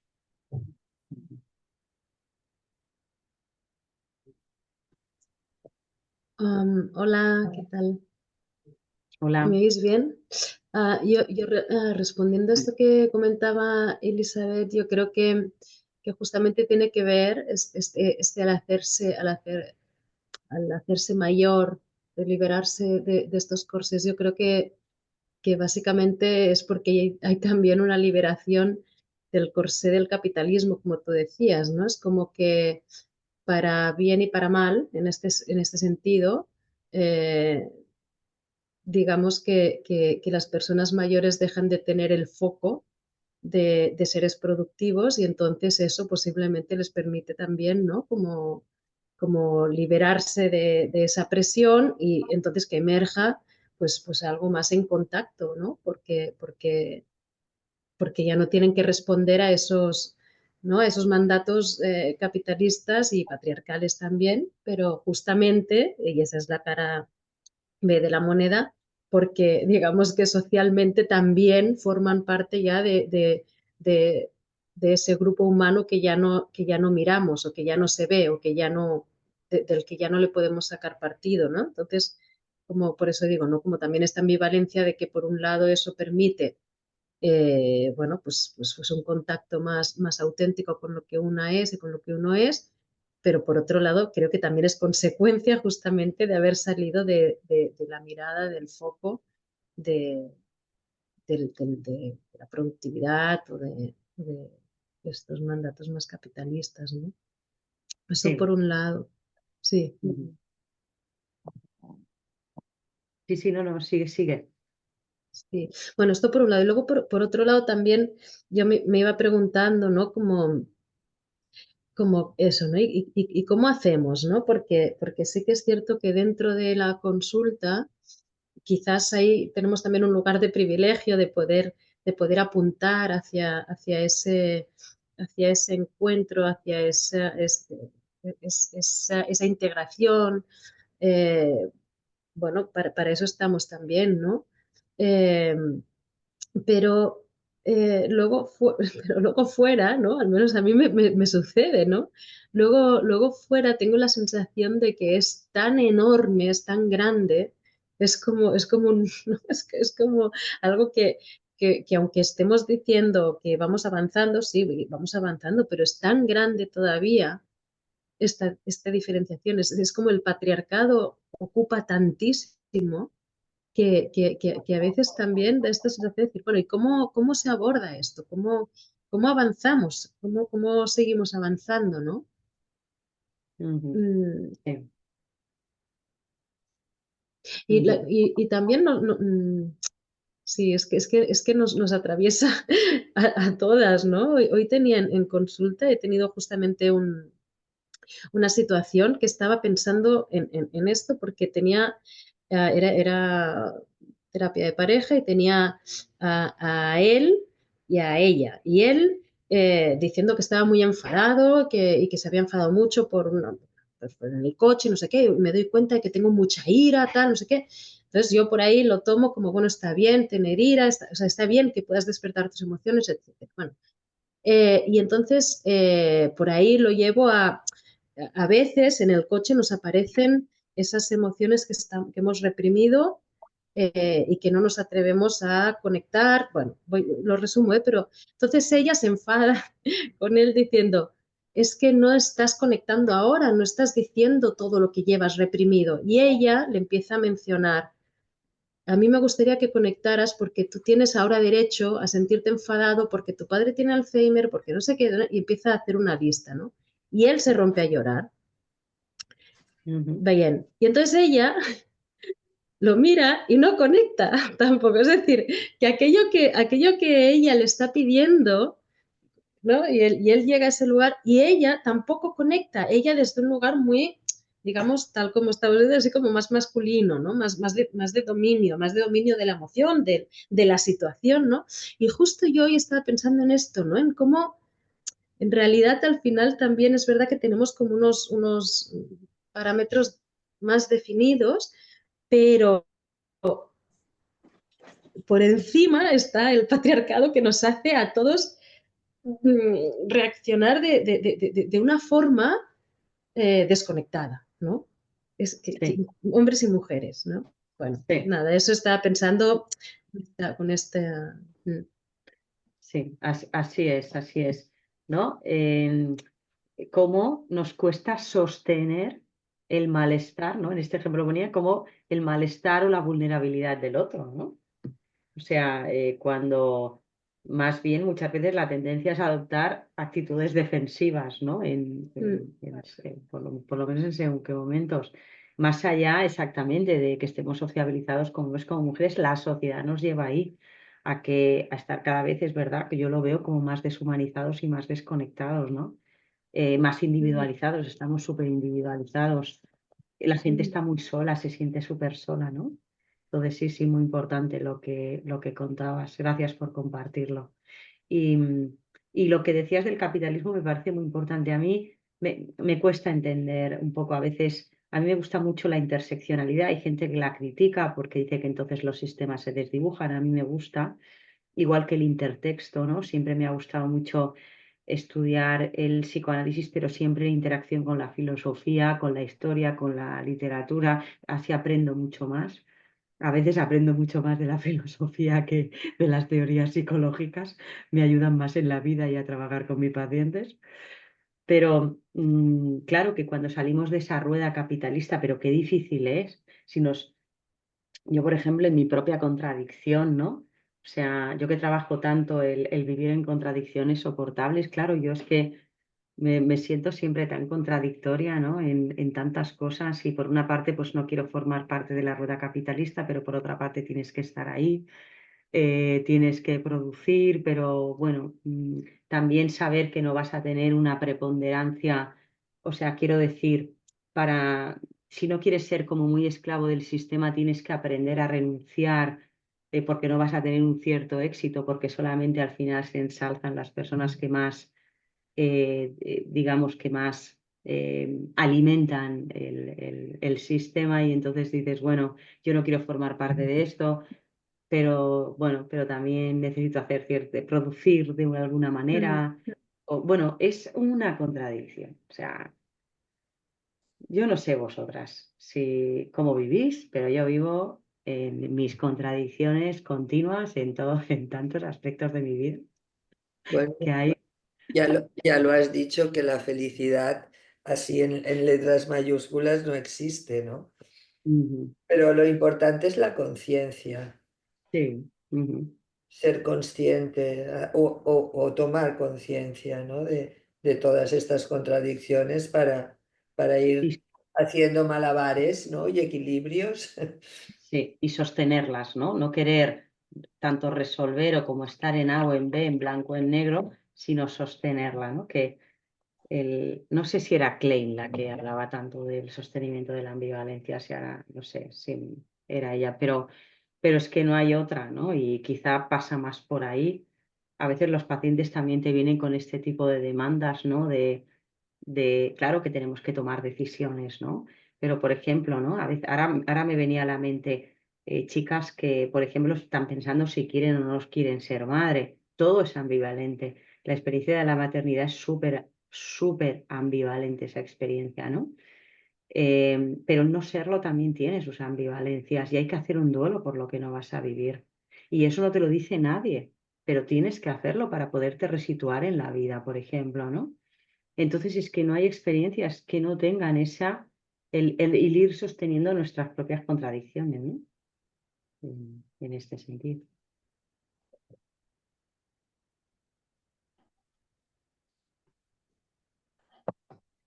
Viola, Hola, Celi, buenas noches. buenas noches. Eh, bueno, decirte que me ha gustado mucho la exposición y al hilo de lo que comentabas, a mí me hacías pensar, ¿no? Con eso de la ambivalencia, que a veces la dificultad también es poder integrarlo, ¿no? Ujú, Poder integrar, ¿no? Pues como en la experiencia de la maternidad, pues que hay aspectos que de alguna manera recibimos con agrado y hay otros que nos generan mucho malestar, ¿no? Eh, Y también iba pensando en que muchas veces en terapia, con esto del deseo, lo que tratamos de hacer es que las personas se puedan descubrir a ellas mismas, ¿no? Porque quizás uno a mí me ha gustado mucho lo que has dicho al principio, ¿no? De cómo de alguna manera el patriarcado lleva a la disociación, ¿no? Y unir patriarcado con capitalismo, porque vivir en la disociación, en esta deshumanización, implica que las personas no se acaben conociendo a sí mismas, pero sobre todo ujú, les lleva a una gran confusión, ¿no? Y quizás esta confusión también es la que podemos estar viviendo, ¿no? De una manera como mucho más significativa en los tiempos actuales, ¿no? Y muchas veces lo que yo me encuentro, ¿no? Es en procesos terapéuticos que uno de los objetivos es poder ayudar a la persona a que se aclare desde descubrirse a sí misma cómo es, qué es lo que quiere, cuál es su auténtico deseo y ayudarla o acompañarla en la realización del mismo, ¿no? Pero me parece que ujú, abordar la confusión, ¿no? Junto con este sostenimiento de la ambivalencia, de la integración, serían como aspectos fundamentales a tener en cuenta, ¿no? ujú, ujú. Sí, muy importante lo que dices, Xavi, gracias. Ujú.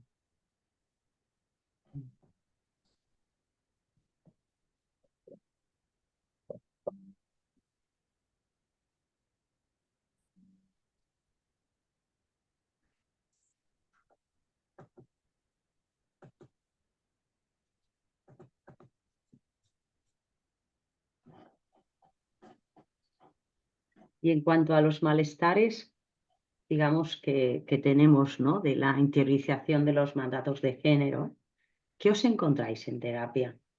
¿No? Porque claro, muchas veces, bueno, nos llegan igual, y las personas trans, la gente homosexual, y bueno, ahora tenemos un mogollón de posicionamientos identitarios, o cada vez se va incrementando más el listado, ¿no? De, bueno, lugares donde colocarse, etcétera, ¿no? Pero, ¿qué malestares os encontráis con respecto a la sociabilización de género? ¿No? Yo la verdad que me empecé a preguntar todo esto gracias, sobre todo a mis pacientes transexuales. En ese momento no hablábamos de personas trans, hablábamos de personas transexuales. Bueno, primero mis pacientes gays y lesbianas, donde, bueno, cuando yo era más mi momento de sociabilización de género más acuciante, en mi juventud, los posicionamientos de género que teníamos fuera de los hegemónicos era o eras marica o eras boyera o travesti, no había más, ¿eh? Estos eran los tres, punto. Y ahí te movías cuando estabas fuera de la heteronorma, ¿no?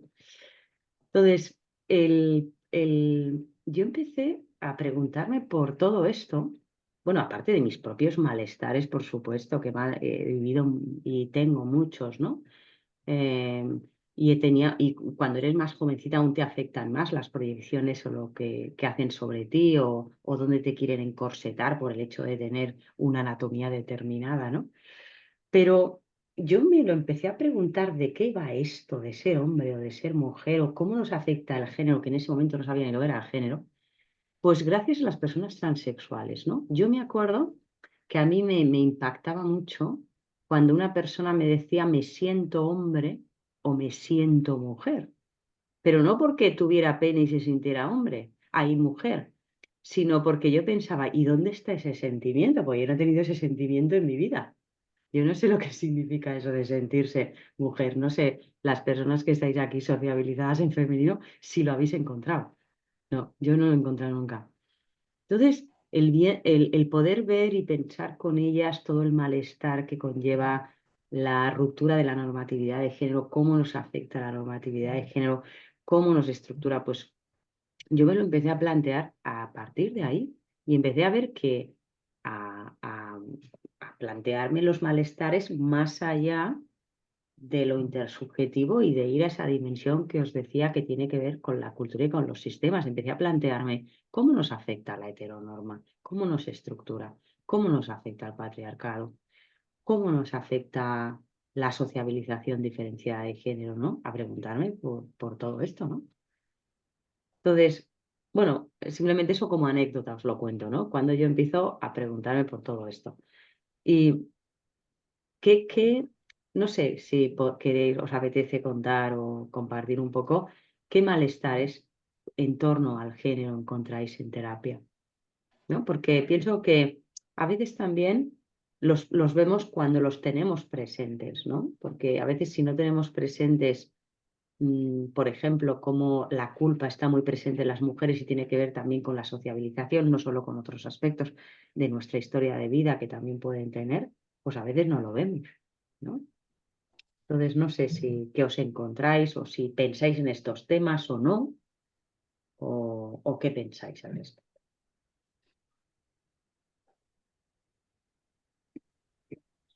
Es una pregunta muy amplia, no sé si sabré enfocarla, ¿no? Yo tengo experiencia bastante con pacientes homosexuales, Ujú.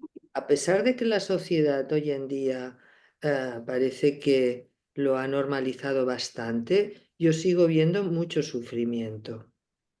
Claro, yo solo puedo hablar de los pacientes que tengo en consulta. No sé qué pasa con los homosexuales que están en la calle y no se tratan. Supongo que lo deben tener como más ah, asimilado y estar más en sintonía, ¿no? Pero yo la experiencia que tengo con hombres, sobre todo con mujeres, no tanto, es que han sufrido mucho. Y, y una de las situaciones que más duele, aparte de que todos han tenido infancias de mucha soledad y con bastante bullying en la escuela, entonces ya son chicos que son ya traumatizados en en este sentido, ¿no? Que lo de menos ha sido salir del armario, ¿no? Porque ya lo llevan dentro, ¿no? Y una de las cosas que veo también que produce mucho sufrimiento es el duelo de no poder tener hijos. Ujú. Veo mucho, ¿no? Este sentimiento en todos ellos de el dolor por no poder tener hijos, ¿no? Y que es una renuncia muy dura y muy difícil. Ujú. Mm. Que hoy en Claro, día la tecnología deseos. lo permite más, ¿no? Pero bueno, ese sentimiento de tener un hijo propio y biológico que no se puede tener, también veo que hace sufrir mucho, ¿no? Ujú. También las Claro. mujeres no veo este sufrir, las mujeres que son homosexuales, no veo este tipo de sufrimientos, lo veo distinto, ¿no? No Ujú. veo que haya es como si socialmente estuviera más aceptada la homosexualidad femenina. Mm. Bueno, no sé, depende del contexto, ¿no? Habrá contextos que a lo mejor sí, otros no tanto, ¿no? Pero sí que es verdad que yo también con mi experiencia terapéutica de hombres homosexuales, claro, se pasa muy mal en la infancia, ¿no? Pues, sobre todo cuando vives bullying, maltrato, rechazo, que eso es súper habitual, ¿no? Se pasa muy mal, se sufre mucho y las consecuencias, además del trauma, ya sabemos que perduran durante mucho tiempo, ¿no? Eso sigue pasando, o sea, o sea, por mucho que hablamos mucho más de todo esto, sigue pasando. Y yo también trabajo con adolescentes que viven bullying, ¿no? Eh, porque la ruptura de la normatividad de género se paga muy cara todavía en nuestro mundo y en nuestra sociedad, ¿no? Es tal cual. Bueno, las mujeres como siempre hemos sido algo menor y algo secundario. Bueno, yo creo que la invisibilidad, el dolor está más invisibilizado, ¿no? Pero también hay mucho dolor en las mujeres lesbianas, mucho, por muchos temas y muchas cosas, ¿no? Yo he trabajado con mujeres lesbianas que han sido repudiadas en su familia, por ejemplo, ¿no? Sobre todo las mujeres que tienen una expresión de género más masculina son repudiadas en muchos sentidos, ¿no? Porque no ocupan ese lugar más digamos, del estereotipo deseable, ¿no? No despiertan el mismo deseo.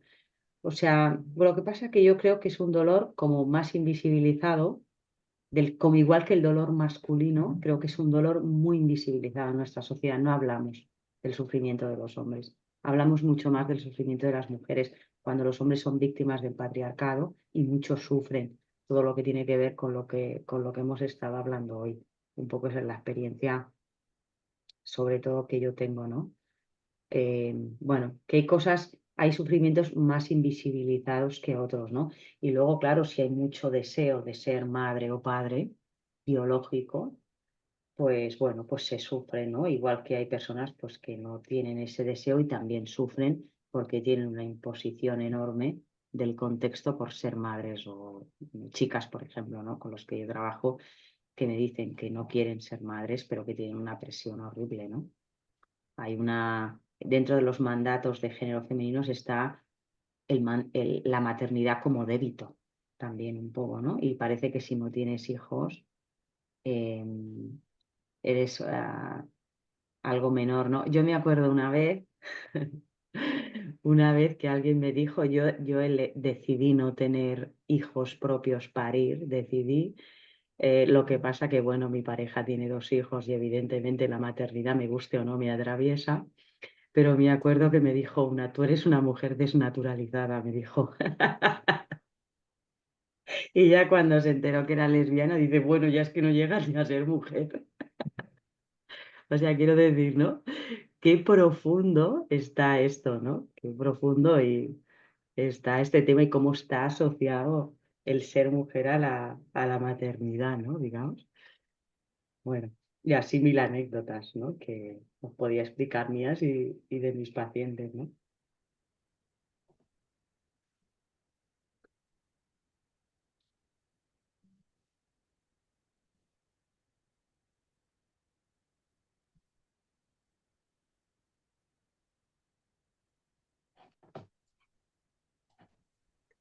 A ver, yo durante toda la sesión me estoy acordando de un caso que llevo ahora, que es de un chico eh, que no acaba de, ¿no? Tiene problemas para poderse identificar, ¿no? Con una identidad sexual con la que él se sienta, digamos, a gusto y pueda realizarse. Y lo que me explica es que tiene un padre que, ¿no? Con el que no se puede acabar de identificar, porque es un padre alcohólico, que llega a casa y se pone a beber, ¿no? Y genera mucho malestar. Y luego tiene una madre, porque es que se ve muy claro todo lo que se ha explicado hoy, ¿no? Que es una mujer que está ahí aguantando, que se hace cargo de la casa, etcétera, eh, pero que es incapaz de tomar la decisión de divorciarse de este hombre, aunque esté dando esta mala vida a sus dos hijos, ¿no?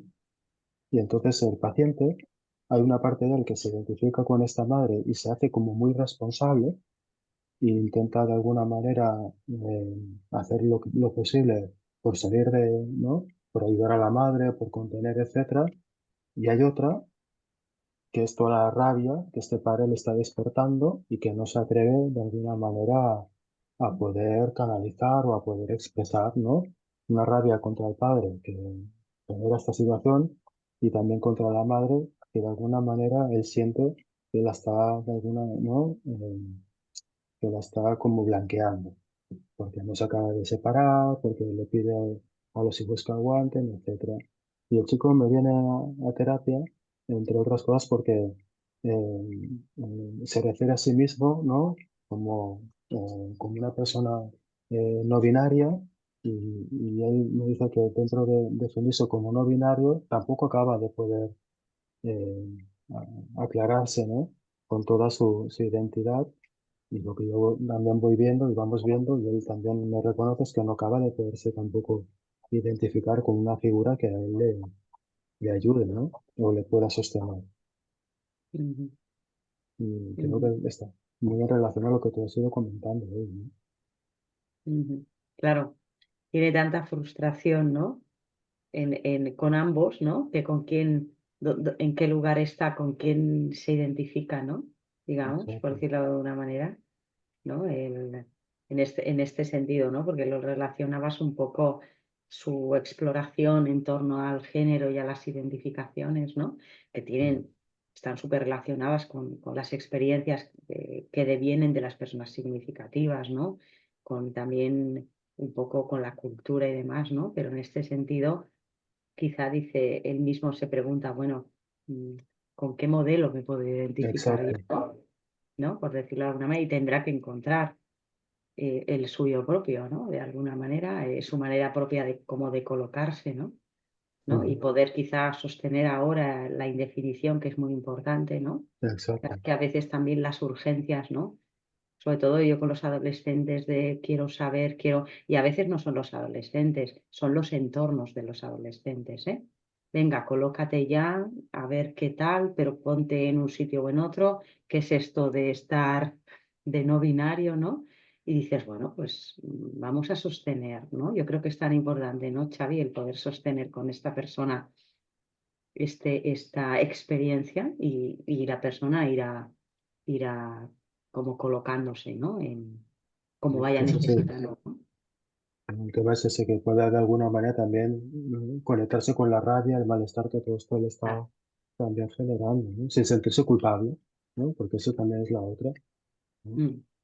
O al principio, como decíamos antes, ¿no? Al principio con culpa, ¿eh? Y luego la culpa se va metabolizando, la Eso culpa, también me ha ¿no? gustado, eso. Pero tenemos que aprender a hacer las cosas con culpa primero. No hay otra, no tenemos salida aquí. Es como el miedo, ¿cómo superamos el miedo afrontándolo? Haciendo eso que nos da miedo. Y entonces el miedo va disminuyendo, ¿no?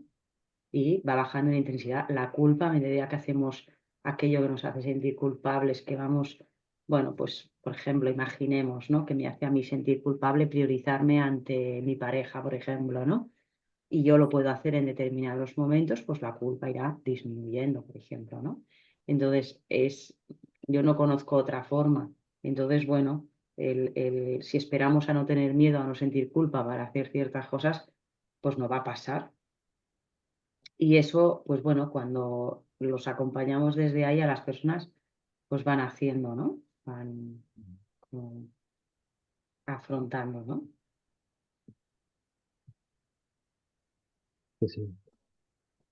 Y ahora me está acordando de otro caso de un hombre que vivió una vida como heterosexual, ¿no? Me explica que llega a casarse con una pareja, etcétera, hasta que al final puede salir del closet, ¿no? Y también era un poco por la dificultad que para él representaba, ¿no? El hecho de poder mostrarse delante de los demás con una identidad homosexual, ¿no? Por miedo a fallar a su madre, fallar las expectativas, ¿no? Que la familia tiene puestas en él, etcétera, etcétera, ¿no? Hasta que al final, Sí, bueno, sí. pero él vivió en vía crucis, ¿no? Hasta que pudo de alguna manera salir y divorciarse, Mm, etcétera. sí, sí, ahora me hacías pensar, Xavi, en una compañera que me decía el otro día, dice, no veas el sufrimiento que sigue generando todo esto, parece mentira, pero el sufrimiento que sigue generando el poder aceptar salir del armario en todos estos aspectos. Y es así, es una pasada, pero sigue generando un sufrimiento en la gente, pero enorme, ¿eh? Enorme. Todavía, o sea, aquí hay, y todo eso tiene que ver con lo que hablábamos hoy del sistema patriarcal, que es para mí el núcleo de infección, que es el que sostiene el sexismo, y el sexismo es el que sostiene la homofobia, la transfobia, la violencia de género, el bullying LGTBI-fóbico, etcétera, etcétera. O sea, todo tiene un núcleo de infección mismo, ¿no? Pero sí, sí.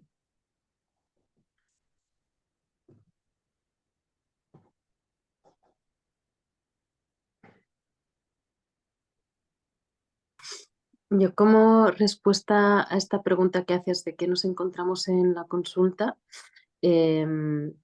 respecto a los casos y las parejas que llevo homosexuales, no he visto esa diferenciación entre hombres y mujeres, veo un sufrimiento también que los atraviesa a todos y mujeres que me expresan que todavía van con miedo por la calle, ¿no? Y esto a mí es algo que me impacta mucho, ¿no? Porque una piensa que estas cosas ya están, pues eso, ¿no? En ciertos lugares, que sí, que hay una exposición, que no sé qué, pero no, o sea, como no, la seguridad de ir con total naturalidad, expresando el afecto con naturalidad, por lo que me cuentan, la mayoría no lo viven con esa tranquilidad, y luego conquistan los espacios, pero a base y a fuerza de ese esfuerzo de sobreponerse al miedo, pero no porque realmente sientan el contexto social, digamos, acogedor, ¿no? Entonces sí, eso sí que lo observo. Y respecto a... ¿Sí? ¿Sí? No No, sé. sigue, sigue. Sí.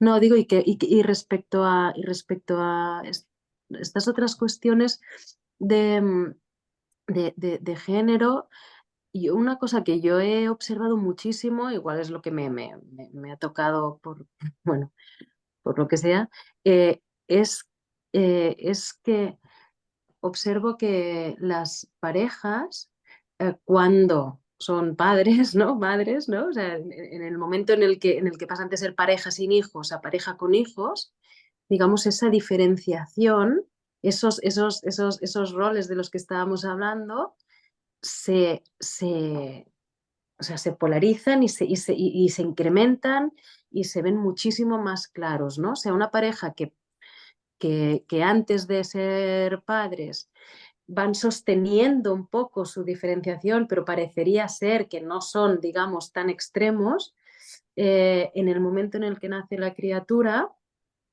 se da una escisión tremenda en la que ellos actúan esa dominancia desde la demanda, ¿no? Y desde el lugar del niño herido que no tiene el cuidado de la mujer, que en realidad es la mujer, pero de repente aparece ya como figura de madre, ¿no? Me ha estado maternando, pero parecía que no. O sea, es como que yo veo mucha diferencia porque tengo muchos casos en los que los estoy acompañando antes de ser padres y luego son padres, ¿no?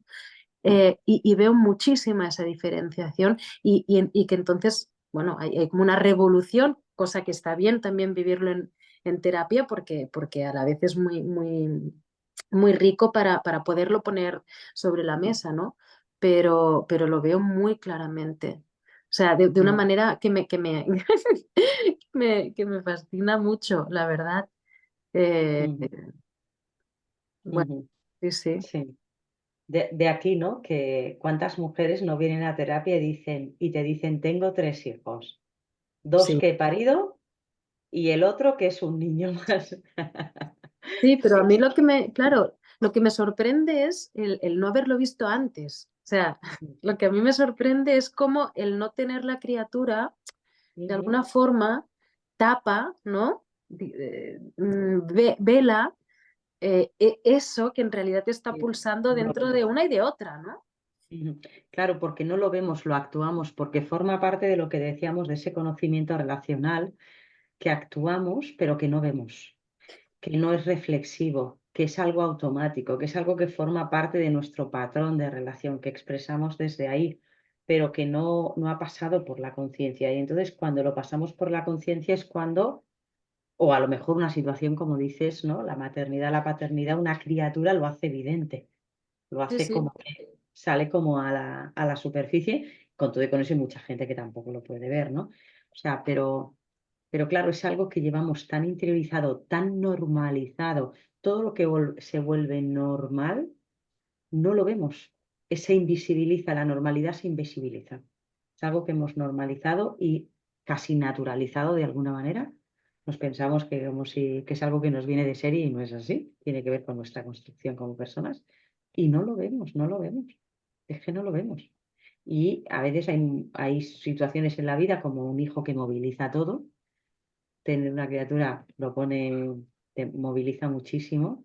Qué bueno que lo puede hacer como más evidente, ¿no? Como tú decías, ¿no? Es Que que yo lo empiezas. veo, pero lo veo tremendo, o sea, tremendamente evidente, en el sentido de que de repente aparece muy claramente por parte de ellos, por ejemplo, eh, la demanda de que la cuidadora principal sea ella, aunque claro que sabemos que sí es la cuidadora principal en los primeros años, pero hay una demanda extra de cuidado que, Sí, que no está justificado y que aparece como que se da por hecho que eso tiene que ser así, aparte de la demanda del cuidado para él también, ¿no?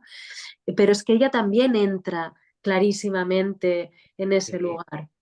Eh, claro, claro, claro, sí. Y bueno, ha sido sociabilizada de esa manera, ¿no? Para cuidar, para dar, para como abastecer, ¿no? Y muchas veces los hombres que han sido sociabilizados de manera patriarcal, ¿no? Que entran que tienen tantas carencias y dificultades para poderse conectar con su mundo emocional, ¿no? Claro, necesitan de un otro que haga como esa función, ¿no? Muchas veces las mujeres hacen más esa función de regulación emocional, ¿no? De gestión de las emociones, etcétera, ¿no? Y bueno, y se activan como cosas muy primarias en las personas, como de más demanda, ¿no? Bueno, porque necesitan a alguien que también como haga esa función con ellos, ¿no? Yo creo que, a ver, cuando una persona tiene un hijo le conecta con su infancia, ¿no? De las personas que habéis tenido hijos, ¿no? ¿Con qué os conecta? Pues con vuestra infancia. Y cuando hablamos de niños heridos, desconectados, que no pueden acceder a su vulnerabilidad, que hay mucha carencia ahí, pues todo eso también se activa, ¿no? Y se proyecta en el otro, un poco en la pareja, ¿no? Y sí, sí, es muy interesante esto que dices, ¿eh? Es muy interesante cómo se da todo esto. Sí. Luego también creo que debe tener también relación con algo que mencionabas antes, ¿no? De esos espacios de intimidad, el hombre dependiente de la mujer, porque es el lugar Ujú. en el que encuentra ese contacto íntimo que no encuentra en el grupo, aunque sea muy de grupo, pero no lo No, encuentra, ¿no? Y en el momento en ujú. el que eso se traslada al bebé, yo creo que lo viven desde un lugar casi de pánico, ¿no? De que están perdiendo esa oportunidad de contacto y de conexión, ¿no? Sí. Entonces, bueno, Y ahí hay mucho para trabajar y si se hace un buen trabajo es muy, muy bonito, ¿no? Pero creo que de primeras viene ese impacto de pérdida de la posibilidad de conexión y de intimidad, ¿no? Sí, entonces se rivaliza también muchas veces Mm, con la propia criatura como por el amor, ¿no? De la que hace de mamá, ¿no? mm, Aquí mm. también surge esto, ¿no? Sí, sí, ¿no? Es así, es así. Hay un comentario en el chat de Ferran Roca. Dice, moltes gràcies, Araceli, per la conferència i també a la CPP. M'ha servit de molt per reflexionar-hi detingudament. Gràcies a tu, Ferran.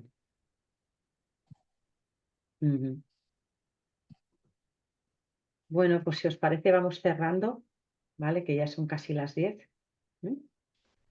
Y bueno, pues muchas gracias por vuestra asistencia, por lo que habéis compartido.